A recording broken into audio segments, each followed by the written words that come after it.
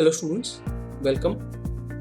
आशा करता हूँ आप ठीक हैं, घर में सब ठीक है, और अगर नहीं है तो प्रार्थना करता हूँ कि जल्दी ठीक हो जाए। अब समय कुछ ऐसा चल रहा है कि स्टूडेंट्स का मोटिवेशन लेवल बहुत लो है। काम में भी नज़र आ रहा है और स्टूडेंट्स के मैसेजेस भी आ रहे हैं कि सर क्लास में तो रोज़ कुछ ना कुछ डिस्कस हो जाता था, भले ही डांट के रूप में हमको डोज मिल जाती थी, लेकिन हम मोटिवेटेड रहते थे। और स्टूडेंट्स, क्लास में मैं आपसे क्या डिस्कस करता था? अपने जीवन के किस्से डिस्कस कर लेता था, और लोगों के जीवन के किस्से डिस्कस कर लेता था, कोई किताब जो मैं पढ़ रहा होता था उसमें से कुछ डिस्कस कर लेता था।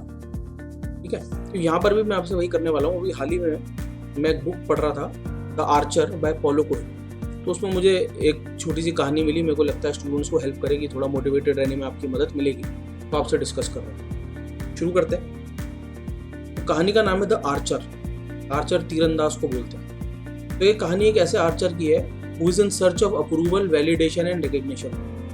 तो इस समय ना ढूंढ रहा है, क्या ढूंढ रहा है कि उसको रिकग्निशन मिले, नाम मिले, पहचान मिले, उसके काम को वैलिडेशन मिले, उसकी कला को वैलिडेशन मिले, उसकी पहचान बनेगी वो दुनिया का बेस्ट तीरंदाज है। लेकिन बेस्ट प्रूव होने के लिए अब क्या करना पड़ता है भाई?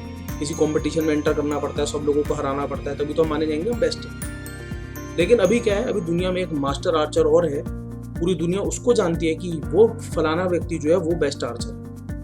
तो ये जो हमारा आर्चर है ये गाँव घूम रहा है और उस आर्चर को ढूंढ रहा है। अभी एक ऐसे गांव में पहुंचता है जहां पर इसको पता लगता है कि मास्टर आर्चर रह रहा है, मास्टर तीरंदाज रह रहा है अनोनिमसली, अपनी पहचान छुपा के। तो किसी तरीके से उसके पास पहुंच जाता है और क्या चाहता है कि मास्टर आर्चर इसकी कला को देखे और स्वीकारे कि हाँ, हमारा जो कंटेंडर है वो बेस्ट बन चुका है, परफेक्ट बन चुका है, और पूरी दुनिया में अब इसका नाम होना चाहिए।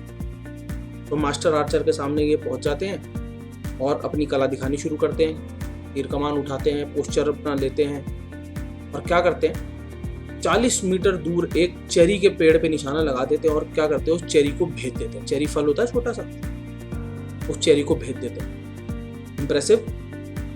चेरी बहुत ही छोटा सा फल होता है, 40 मीटर दूर, और उसको भेद देना, तो इट वॉज वेरी इंप्रेसिव।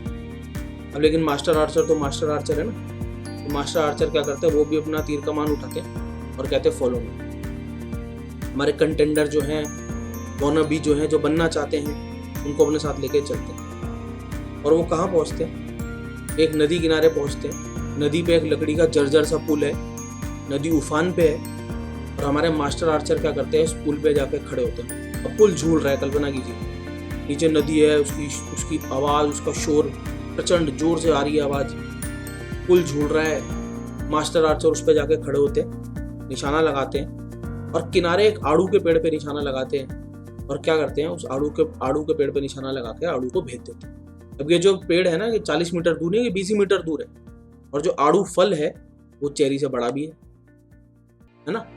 तो मास्टर आर्चर फिर आते हैं हमारे कंटेंडर के पास। कंटेंडर कौन है? कॉम्पिटिटर। कंटेंडर को बोलते, देखो भाई, आपने 40 मीटर दूर एक पेड़ पे निशाना लगाया, चेरी जैसे छोटे फल को भेद दिया, अब आप क्या करेंगे? आप आड़ू को तो भेद ही देंगे, वो भी 20 मीटर दूर, ट्राई कीजिए। तो हमारा कंटेंडर जो है पुल पे जाके खड़ा होता है। अब पुल पे जाके खड़ा होता है, पुल झूलने लग जाता है, नीचे नदी की आवाज भी आ रही है, डर भी लगता है उसको। जैसे तैसे हिम्मत करके वो क्या करता है, वो निशाना लगाता है, लेकिन तीर जो है किसी चीज को छुए बगैर इधर उधर चला जाता है। और मास्टर आर्चर सबक देते हैं इसको, कंटेंडर को। क्या सबक देते हैं? वो ये सबक देते हैं कि anyone can perform well in favourable circumstances. जब परिस्थिति हमारे फेवर में होती है ना, उस समय तो कोई भी परफॉर्म कर सकता है, हर कोई ही परफॉर्म कर देता है, ज़्यादातर लोग परफॉर्म कर देते हैं। But one who performs even when circumstances don't favour, परंतु वह व्यक्ति जो परफॉर्म करता है जब परिस्थिति उसके पक्ष में नहीं है, वही क्या बनता है? वही आगे जाके बेस्ट बनता है, वही आगे जाके जीत हासिल करता है, वही आगे जाके विजयी होता है। स्टूडेंट, उसको अगर आज से रिलेट करते हैं तो आजकल क्या है, परिस्थिति बड़ी विकट है। मान लीजिए हमारे घर में कोई बीमार नहीं है, हम बीमार नहीं, लेकिन आसपास नेगेटिविटी इतनी है कि कुछ करने का मन नहीं करता है। थोड़ा सा अपने आप को संभालिए और अपने आप को समझाइए कि एवरीथिंग विल गेट बेटर, सब कुछ ठीक होगा। अपना दिमाग जो है नेगेटिविटी से हटाइए, अपने काम पे लगाइए। प्रार्थना कीजिए उन लोगों के लिए जो इस समय तकलीफ से गुजर रहे हैं, कि सब उनके लिए ठीक हो जाए। डिसाइड आपने करना है कि whether you will succumb to circumstances. क्या आप परिस्थिति के आगे घुटने टेक देंगे, या आप उठेंगे और लड़ेंगे और क्या करेंगे, अपने लक्ष्य प्राप्ति की तैयारी करेंगे। ठीक है स्टूडेंट्स, देखो याद रखना, मोटिवेट होना भी ना एक कला है। मोटिवेट करना कला नहीं, मोटिवेट होना कला है।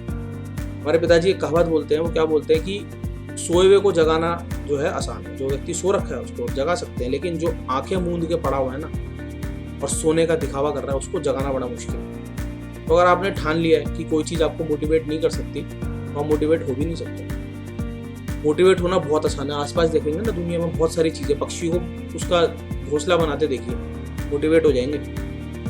ठीक है, कोई गाना सुन लीजिए, गाने के 2 पंक्तियां आपको मोटिवेट कर सकती है, कोई शायरी पढ़ लीजिए, उसकी 2 लाइनें आपको मोटिवेट कर सकती हैं। तो सवाल यह है, आप चाहते हैं मोटिवेट होना या नहीं। ठीक है स्टूडेंट्स, तो कोशिश करके इस तरीके की मोटिवेशनल डोज के साथ मैं आपसे दोबारा मिलूंगा। कुछ मेरे सामने इंटरेस्टिंग आएगा, मैं आपसे डिस्कस कर लूंगा, जैसा कि मैं क्लास में करा करता था।